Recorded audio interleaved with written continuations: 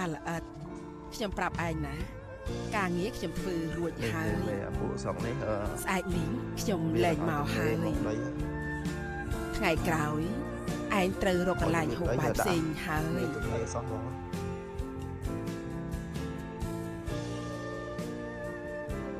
នឹងកំពុងជោគចាក់តាមមកចាំដល់ថ្ងៃខ្ញុំវិញធ្លុះហើយខ្ញុំច្បាច់សងគុណôngវិញសងគុណហ៎ខ្ញុំឲ្យឯងហូបបាយ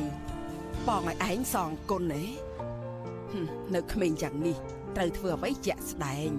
កុំស្អែកតិចនឹងសម្ដីធ្លោះខ្ញុំឃើញឯងជាប្រុសអត់ឃ្លានគួរឲ្យអាណិតទើបបានจะឲ្យបាយឯងហូប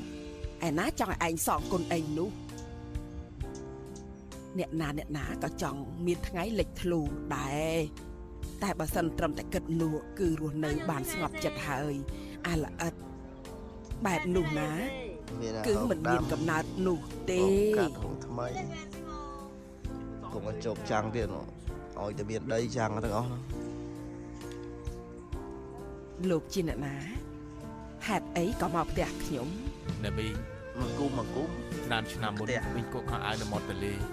ខ្ញុំស្ទូចត្រីនៅមាត់ទន្លេរាល់ថ្ងៃវិញឲ្យបាយខ្ញុំហូប